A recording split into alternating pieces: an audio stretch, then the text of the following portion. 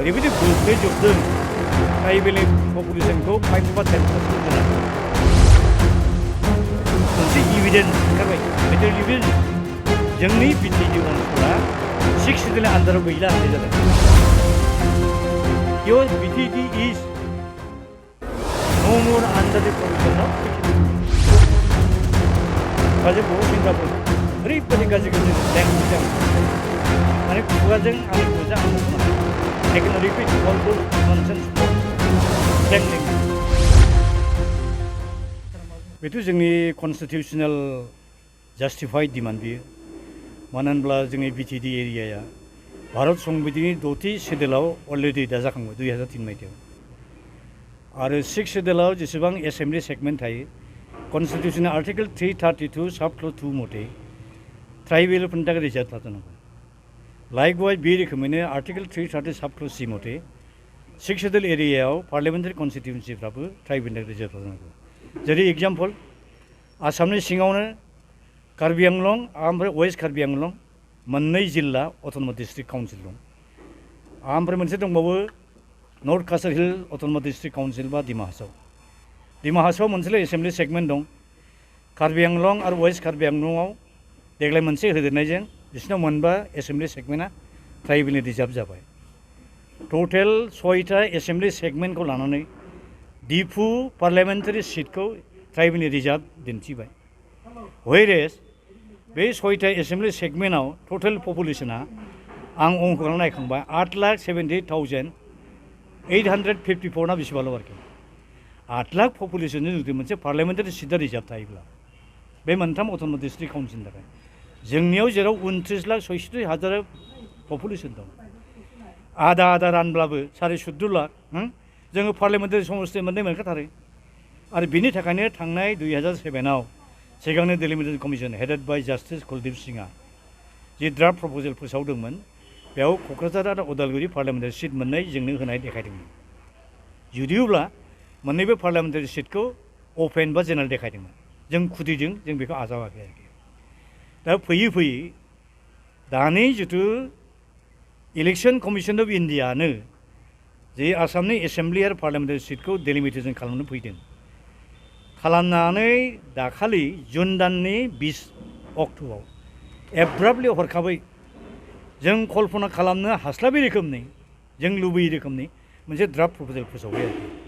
बे ड्राफ्ट प्रप'जेलाव जों नुबाय दाख्लै जों गुवाहाटीनिफ्राय आसाम गभर्नमेन्टआ आसाम गेजेटाव फोसावनाय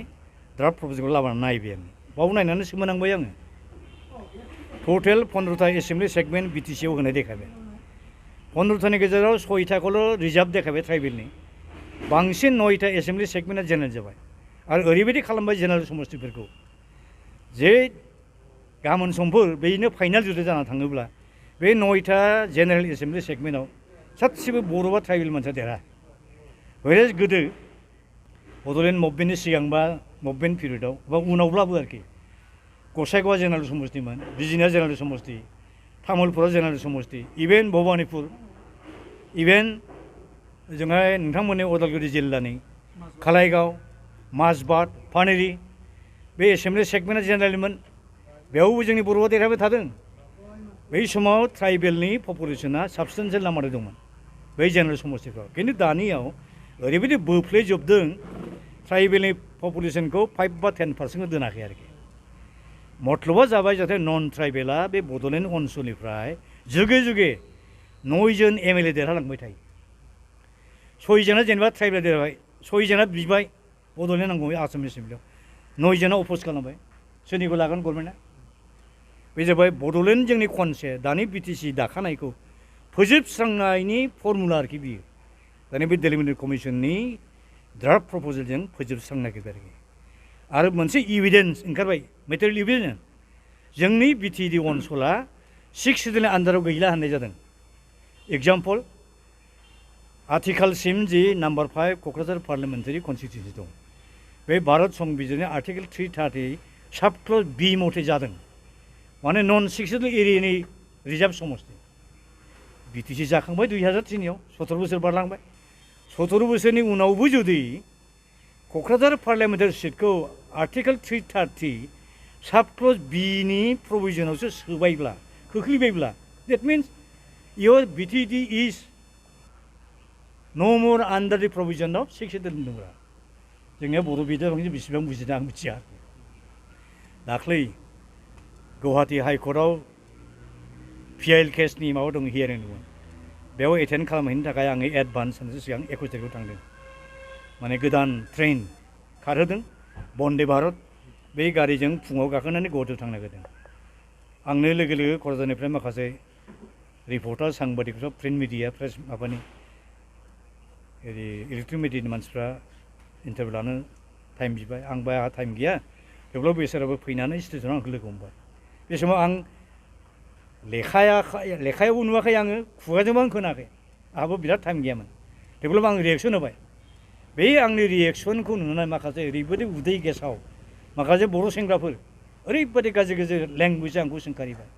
माने खुगाजों आंनि खुगाजों आं मख'नो हाया आरोखि I can repeat all those nonsense words slang languages आरो बिनिफ्राय खोनाबावबाय 20 तारिखनि मोनायाव क'क्राझार टाउनाव आरो इदिक सिदिक आसे पासे ओरैबायदि बम गावबाय माखासे एबसुनि सेंग्राफ्रा इउपिपिनि मानसिफ्रा उमावबो जादों खोमा लाजिं सिं नै दासो उदालगुरियाव फैनानै खोनाबाय एबसुनि माखासे लिडार वार्कारफ्रा बुजिदों जाहैबाय नै दासो एसे रिएक्सन खालामदों जुदि बिथांमोना गोसो गोरबोजों बुजिथारदोंब्ला I do welcome them heartily आं बिथांमोनखौ बरायो आरो आं जोबथानायाव आं बेखौ खावलायनो लुबैदों लामा गोथे थाना जों दाख्लै राष्ट्रपतिखौ लोगो हमदों 26 जुन दिल्लीयाव 46 मिनिट जों रायज्लायदों नाम्बार अफ डिमान्डआ बड'लेण्ड सेपारेट स्टेटहुड इस्युनि सायाव प्रेस डायलग स्टार्ट खालामनांगौ बिथांनि इन्टारभेन्सन जों बिदों नाम्बार 2 डेलिमिटेशन कमिसना जा ड्राफ्ट प्रप'जेल फोसावदों जों बेखौ नाखस खालामदों मेडामखौ जों रिकुवेस्ट खालामदों नोंथाङा अननानै इलेक्शन कमिसन अफ इन्डियाखौ खावलायहरनांगौ हम मिनिस्टार प्राइम मिनिस्टार खावलायहरनांगौ बे ड्राफ्ट प्रप'जेल केन्सेल खालामफिननांगौ गोदानै बर'फ्रा बा बिटिसिनि ट्राइबेलफ्रा जेरै लुबैयो बे रोखोम जाहाथे जोंनो समस्ति दाना जाहाथे होयो बेखौ बुंनाय जाबाय 3 नम्बराव बेल ब्लकआव जेसेबां नन ट्राइबेल मानसि हाबदों 3 लाखनि बांसिन बिगा हा मालायनाव थांबाय गुवाहाटी हाइकर्टआ खेबनै अर्डार होबाय होखारनांगौ हाखौ रेस्ट'र खालामफिननांगौ 2012 मायथाइयाव प्राइम मिनिस्टारनि अफिसनिफ्राय आसाम गभर्नमेन्टखौ डाइरेक्सन हरबाय बिटिसिखौ डाइरेक्सन हरबाय रावबो खामानि मावा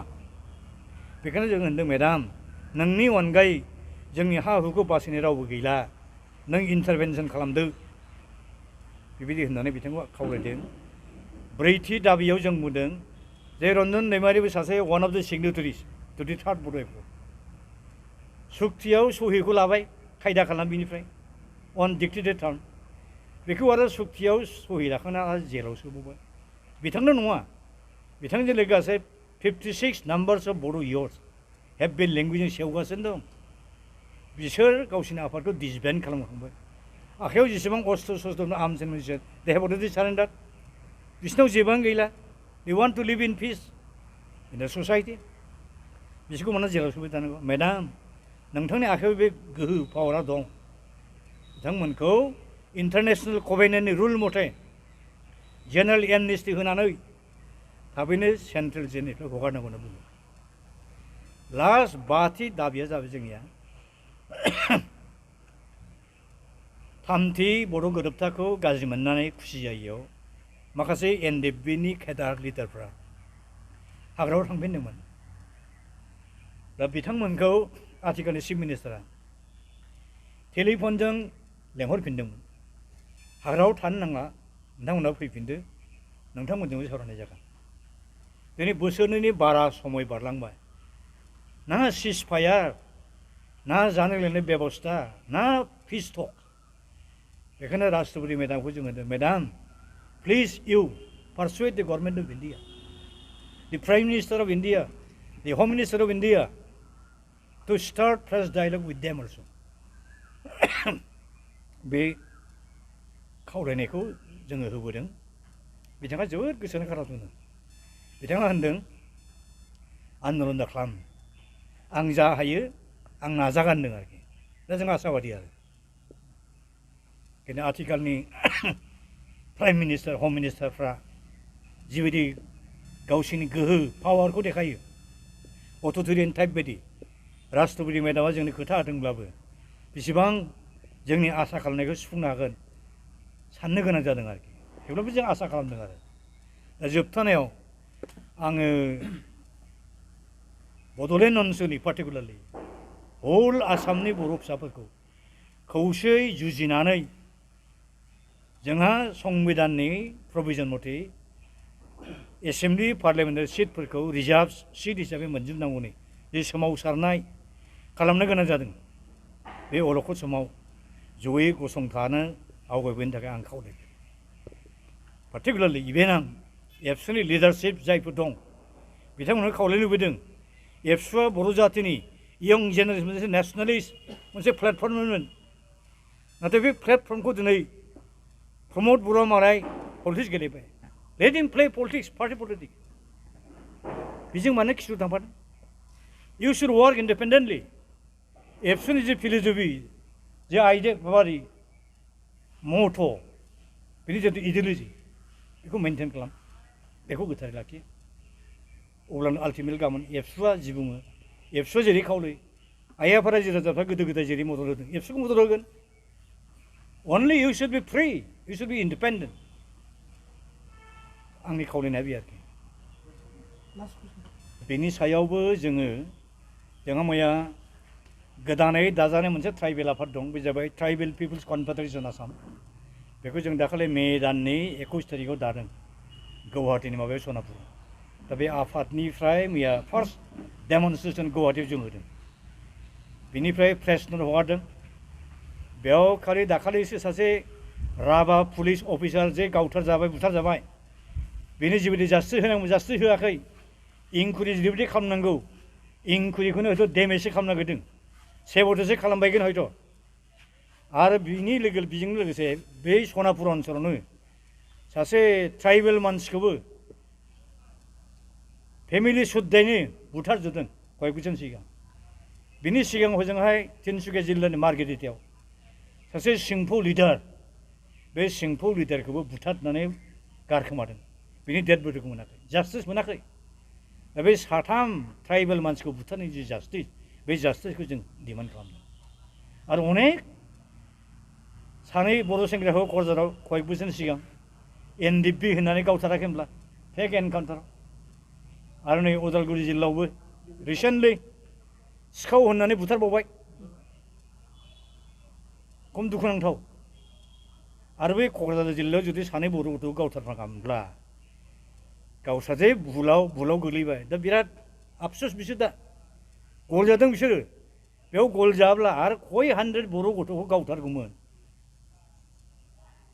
दुखुनांथाव आरोखि दा बेखायनो बे सिटुवेसनाव सेपारेट स्टेट बड'लेण्ड मोनागौमानि बर' जातिया जेबो मुक्ति गैया आरोखि बेखायनो आंनि आत्मस आपिला जों गोथां समावनो बे कयेकथा डिकेड्सआव 10-15 बोसोरनि गेजेराव थैथां बड'लेण्ड हादोरनि जुजिफिननानै बे बड'लेण्ड हादोरखौ जों दाहोनांगौ बेनि बादै दस्रा जेबो लामा गैया